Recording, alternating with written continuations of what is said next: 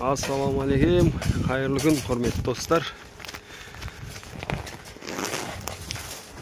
Мынаны прицепті усиление беріп жатырмыз.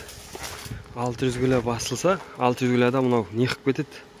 Рессорлар түп түзеу болып. Ден соң астына тиіп тұрған жерлерін ұрайына мынандай бір пружина қойып жатыр астына. Сол рессорға жәрдем.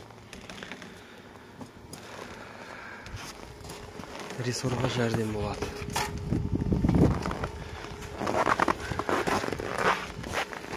Дәл ойыстың үстінен ана жерге площадкаға істеп жатырмыз.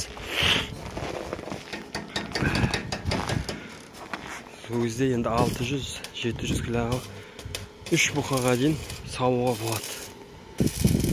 Рессор сынып кетеді деп уайымдамай алып келеміз. Алла қаласа.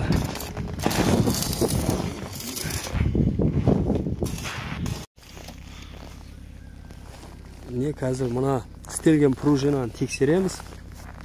Мынандай бір қожалыққа келдік. Осы жерден алып кетеміз. 2 бұқан алып кетеміз. Бір жасақ. Бір жағынан және пружинаның қаншалықты отырғанын көреміз. Бұны пружинаны қойған себебіміз мынау москвичтікі ғой. Мына жер сынып кетеді деп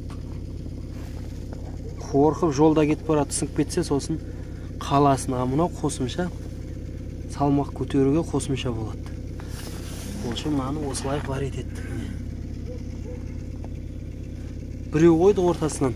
2 шеттен 2 қойса өте жесткий болып дікеңдеп секіріп кетеді. Біреу қойдық. Opel Vectra'нікі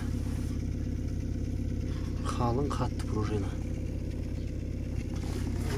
Мына трубаны бар ететіп қойдық. Мына жерде мынау бос тұр. Мына жерде бос ойнап тұрады. Негізі мына жерде бос сваркіленбеген. Мынау шығып кетпеу үшін, мынаны сваркіледік, мынау шығып кетпеу үшін. Асты сваркіленді.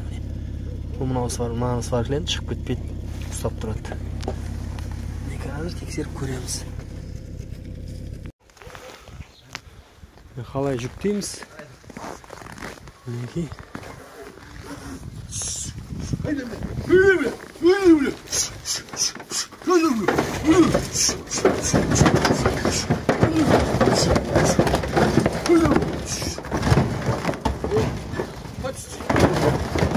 Почти.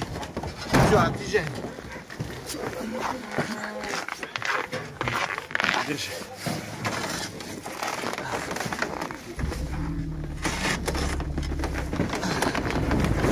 Оп.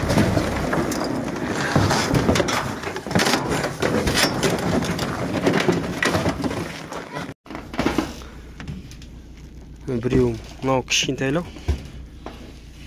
Мынау шама ірілеу. Шамамен 400-400-ден әрі. Мінекей рессорлар қатты отырған жоқ. Пружинада қатты отырған жоқ. Көрдіңіз бе? Салмақтың жартысы пружинада отыр. Рессорлар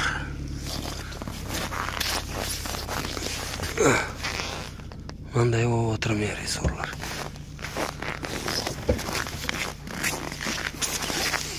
Мінекей осы күшті екен. Сынақтан өтті. Мынаны да істегенбіз мынаусында. Мынауда мыйсы сынып қалды жолда. Бұнда мықты шеберлермен істеп алды. Осы достар, осымен міне тіршілікті бітіріп жүрміз.